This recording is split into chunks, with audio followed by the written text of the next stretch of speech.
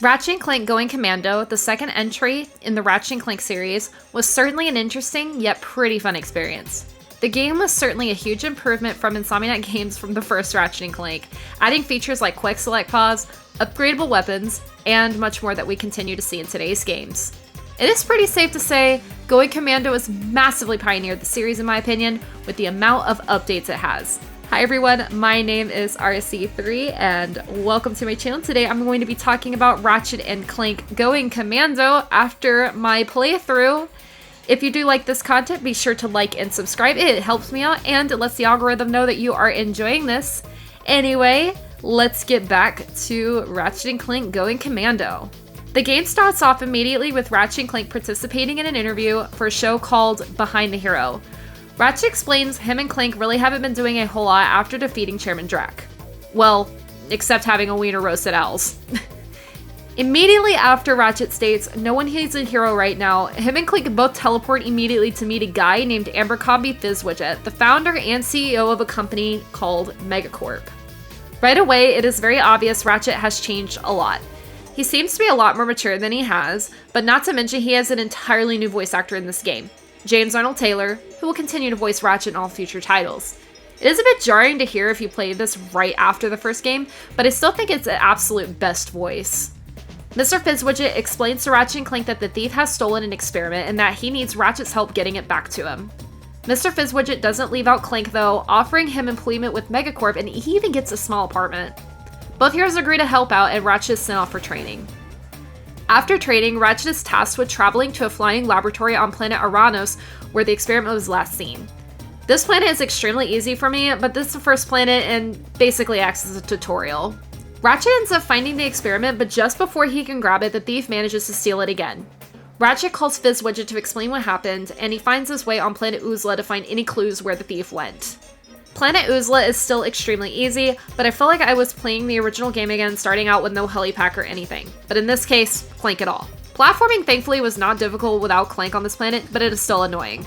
Ratchet does find a tractor beam on this planet, and he also finds a transmission from Fizzwidget that explains the thief had been identified at a planet called Mactar Resort, so Ratchet heads off there to see what he can find.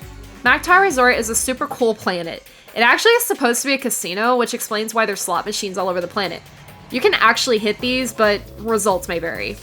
You can also participate in arena matches, which this game actually introduced. The game only requires one of these challenges to be completed, but you are encouraged to return and earn extra bolts. Ratchet soon finds Clank's whereabouts after watching a video at the resort. He finds out that Clank had actually been captured by the thief in order to distract Ratchet, which of course makes him upset, and he immediately travels to Megapolis to rescue Clank. It is also revealed that Clank has a secret admirer. It was a bit of a relief rescuing Clank actually, considering now platforming much easier. Before Clank becomes a backpack again though, him and Ratchet need to find a way out where he was being held. Clank then crawls through a vent leading into the very first Clank level, which in my opinion are a mixed bag. I don't mind the gadget bots, but the bridge bot and the lifter bot were unnecessary and made things more complicated than they needed to be in my opinion. I was glad they did not make any other appearances in future games. Exploring this planet more, you can actually see Clank's apartment, which of course has a Jack and Daxter tribute in it. I really miss these references. After they escape, Fizzwidget explains that there is a biker group on planet Barlow called the Desert Riders, and suggests that joining them will help infiltrate the Thugs for Less operations. Thugs for Less was actually hired to initially protect the thief. They actually play a role as a secondary antagonist in the game, but honestly, they really weren't that big of a threat. Ratchet then accidentally makes one of the Desert Riders cry because he yelled too loud, but of course, Clank patches the situation and they race on his bike called Bluebell. When Ratchet wins the race, he is accepted as a Desert Rider, and the biker explains the Thugs for Less rendezvous point was in the Feltis system. This leads the player, me, into a space battle level. So far, I have no complaints with the gameplay, but the space battles were absolutely ridiculous to me. The ship felt like it was so hard to control, and it was very difficult to get away from the enemy ships. I found myself either crashing or just getting my ship destroyed by enemies constantly. The ship battles were easily my least favorite feature in the game, however, it does at least offer more bolts if you want to come back and do more missions, but those are entirely optional. Ratchet soon obtains coordinates to planet Notak, and as soon as they land, they learn they were once again too late, leaving Clank to ask why they were both always a bit late. Exploring the planet though, they did find a factory and soon found some robots inside that actually had information where the thief went to.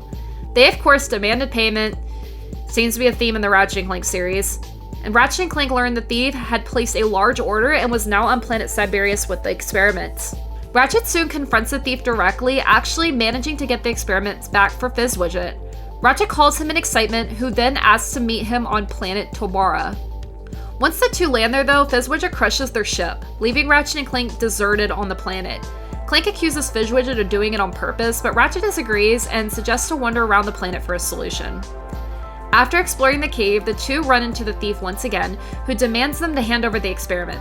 The demand wasn't very threatening though, because the thief falls off their ship, knocking off their mask. The thief turned out to be a female lumbax named Angela Cross, who explained she was working with Fizzwidget on the experiment and the experiment would ultimately doom the entire galaxy.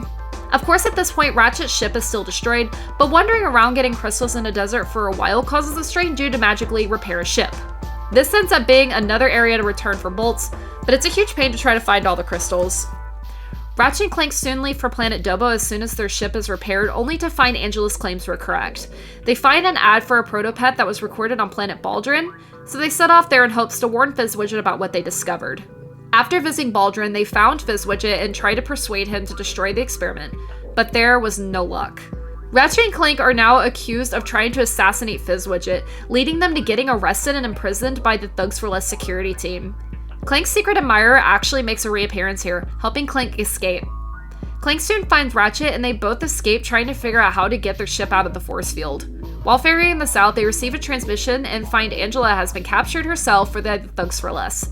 They set off to planet Gorn to try to find her, but with no luck. Shortly after finding Angela was not on planet Gorn, they do find the thief messaged them explaining Angela was on planet Snivik.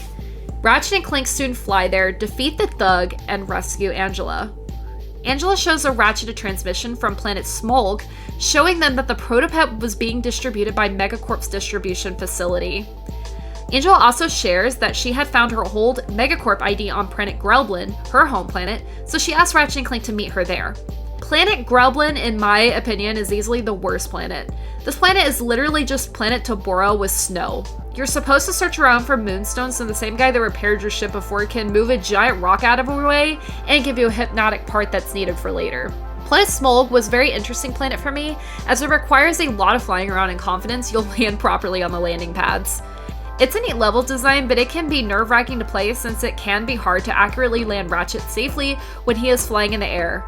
Ratchet soon runs into a mutant crab who explains he feels demotivated after seeing how violent his species is. After his counseling session with Clank, he ends up selling a transmission for 40,000 bolts, which in my opinion was robbery. They are shown a news broadcast of Darla Gratch reporting that the protopets have taken over planet Demozul. The protopets are rapidly going out of control and increasingly more violent, pretty much attacking everything in sight. At this point, the difficulty was very light in going Commando until you play on planet Demozul. The difficulty jumps up to extreme levels, making me honestly want to quit multiple times just trying to clear this level. The grind rails weren't bad, but the UFO boss was absolutely ridiculous, and exploring the rest of the planet just leads to having to defeat some insanely hard enemies.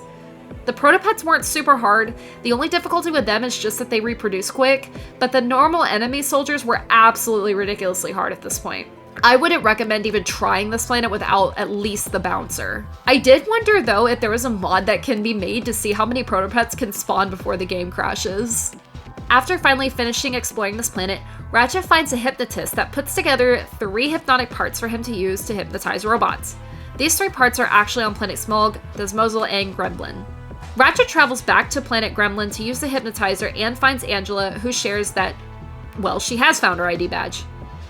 After this, they all travel to planet Yidel to finally infiltrate the factory and stop the protopet for good.